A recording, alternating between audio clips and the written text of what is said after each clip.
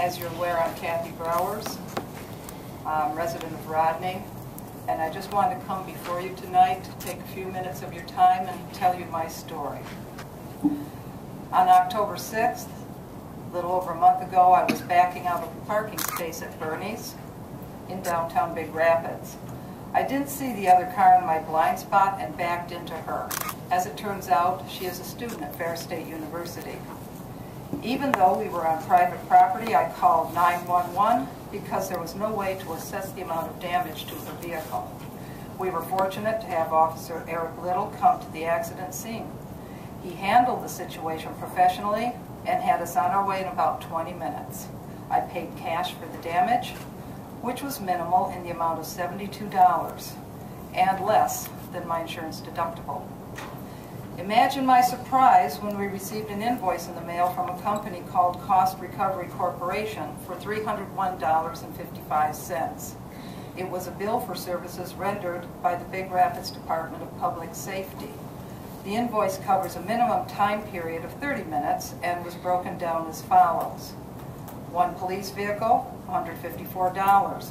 One police station prep administration, $127.55. One police officer, a meager $20 for 30 minutes. I called my insurance agent immediately and was informed that the charges were a result of the passage of ordinance number 6410911 in September of 2011. By the way, that was 2.5 weeks before this occurred. The ordinance calls for an at-fault parties in a motor vehicle accident, otherwise known as an MVA, who don't own property in Big Rapids to pay for the, and I quote, usual, customary, and reasonable costs of an accident. This past Friday, I had a lengthy and informative conversation with Mr. Sobers, Big Rapids City Manager. I would like to share several items of concern that seem to have been an unintended consequence of the passage of this ordinance. Although I live in Rodney, I am an employee of Ferris State University, and as such, I pay city income tax. I was informed by Mr. Sobers that city income tax does not exempt me from this ordinance because it is too difficult to track the payors of this tax. Mr. Sobers was very clear that the cost of this invoice would be covered by my insurance company. This point is iterated in the study session held on September 19th, during which Ms. Regina Moore from the Cost Recovery Corporation indicated, and I quote again, "The service fees shall be charged to the responsible or at-fault driver. The service fees shall be billed to the insurance company, the owner of a vehicle, the owner of the property involved in the motor vehicle accident, or the other responsible drivers." At this point in time, and it is in my opinion for some time in the foreseeable future, my insurance company will not cover this cost. And I believe this is as it should be. When I pay for car insurance, it is in my policy to pay for automobile repair, property damage, and personal injury if needed. My insurance policy does not address additional fees to raise revenue for existing municipal services. To further expand on this point, I did not submit this accident to my insurance. I handled it myself so that my insurance rates would not go up. And yet, Ms. Moore clearly states in the study session notes, and I quote again, regarding the concern of increased insurance rates because of this program, if an individual has an accident and is at fault, their rates will increase with or without this program. In my personal situation, as I did not report this incident to my insurance company, after all, it did happen on private property. This ordinance would surely penalize me for something that I had handled myself. In my opinion, the charges on this invoice are exorbitant, and I challenge that they reflect usual, customary, and reasonable costs to the city, particularly the first two line items. The use of the police car came to $154 for 30 minutes, or $308 per hour. Mr. Sobers informed me that this number was based on national average information for this particular type of usage. Simple math indicates that $308 an hour times 280 hours, which is a regular 40-hour work week, equates to $640,000 a year for the use of one police car. Obviously, using this calculation, the charge is not reasonable, and it is my opinion that it does not reflect the national average. Furthermore, the police station prep/administrative fee is $127.55 for 30 minutes, or $255.10 per hour. If possible, and I did discuss this with Mr. Sobers, I would like to submit my application and resume for this job, as it far exceeds my salary at Ferris State University. It is not new information that most accidents occur within 10 miles of the driver's home. Given that information, I believe that the focus of this ordinance for the City of Big Rapids to garner funding, and I might add a significant amount of funding, from residents of Mecosta and Osceola counties. In my conversation with Mr. Sobers, I asked if it was a reasonable assumption that many of the recipients of these invoices are and will be students at Ferris State University. He affirmed my concern. In an economic time where everyone is struggling, it is repugnant that the city is placing this kind of burden on students who provide funding for the largest employer in this area. The students are not sheep to be shorn, they are customers to be served. Finally, I was shocked to find out that the city has already distributed 60 of these types of invoices since the passage of this ordinance, providing earned revenue for the City of Big Rapids of approximately $15,000. We haven't even reached the winter months yet that exhibit a higher incidence of MVAs. Given your current rate of invoicing, you will surely exceed your ceiling goal of $100,000 as projected by Ms. Moore, and it is my opinion that you will do so on the backs of your friends and neighbors. Some of you have noted the history of the cost recovery program, and it came about as the city was looking to develop its budget. I'm going to come back to that in a moment, but during that process, Director West researched and looked at the cost recovery program. And I give the director or anyone who has ideas credit for pursuing ideas and making recommendations. So as part of that, representatives from the cost recovery program came to a study session, which is a public forum or setting, and made a presentation. After the study session presentation, there was some more information generated until it finally came back before the commission as an action item on our regular agenda. And that was noticed out for public input and consideration, and I think it was at our September meeting of this year the commission approved of the agreement with the Cost Recovery Corporation based on the information that we received.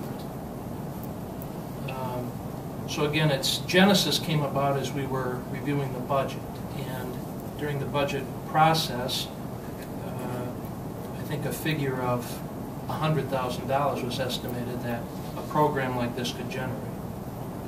I come back to that because we have public hearings. We invite people to attend, not just city residents, but it's open to the public. There are meetings where nobody appears. We adopt a budget at a public commission meeting, and few, if anybody, appears there. I come back to that because maybe if you look to find some positives and a negative, that is to encourage people to have input into the budget process as we roll that out and we look at it. And it's not just a city resident that's affected by it, it can be non-residents. So public input is very important. Mrs. Brower's is not the only situation that I'm aware of that people have encountered or had experience with the cost recovery program, and I believe other commissioners have heard as well. The unintended consequences that Mrs. Brower's outlined, I think, are valid, and I would concur that's what they are, unintended. Unintended consequences and untoward results. When businesses are told that customers won't do business with them anymore. If this is getting even with the city, I don't believe it. If anybody holds that attitude, I can't subscribe to it. Getting even is like if, as neighbors, I have a disagreement, and because of it, I'm not going to let my children play with the neighborhood children. I simply don't see it that way, and I don't think that's what this is. Getting even with the city, so we're going to make businesses pay the price. I don't think that's what it is. I'm not going to believe that's what it is. If that's the attitude out there, I feel sorry for those that hold it. Instead, I think there are legitimate concerns that Mrs. Browers has outlined of unintended consequences that, and in addition, there may be more that would cause us to reconsider.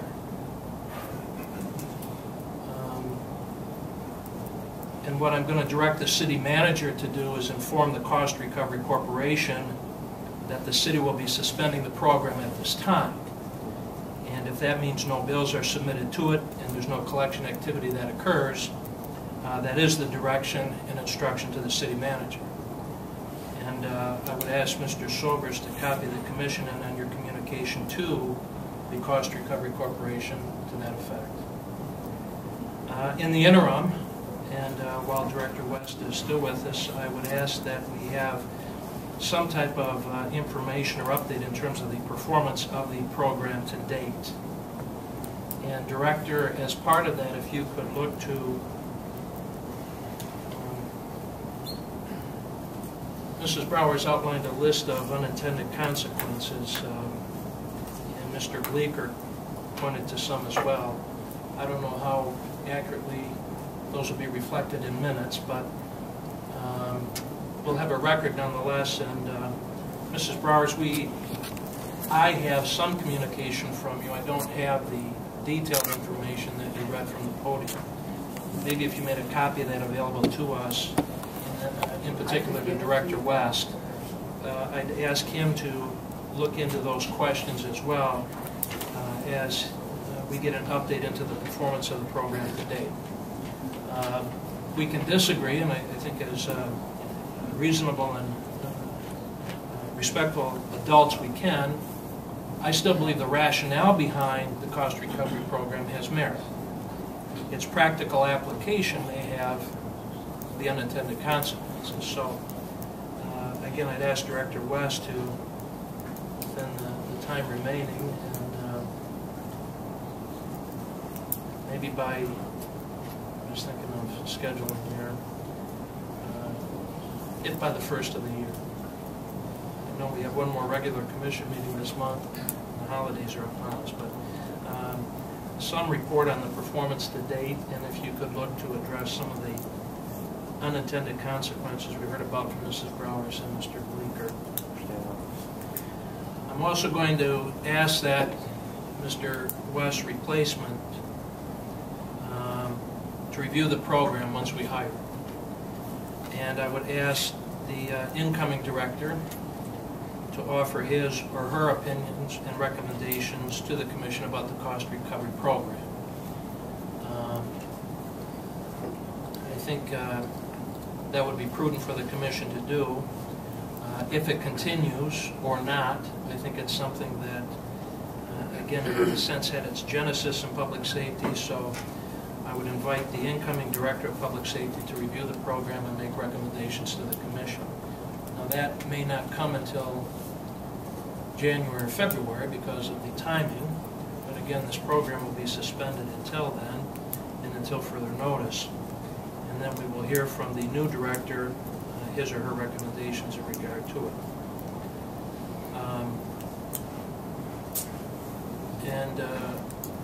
Then I think when we hear that, commission will be in a better position to respond to the concerns about unintended consequences.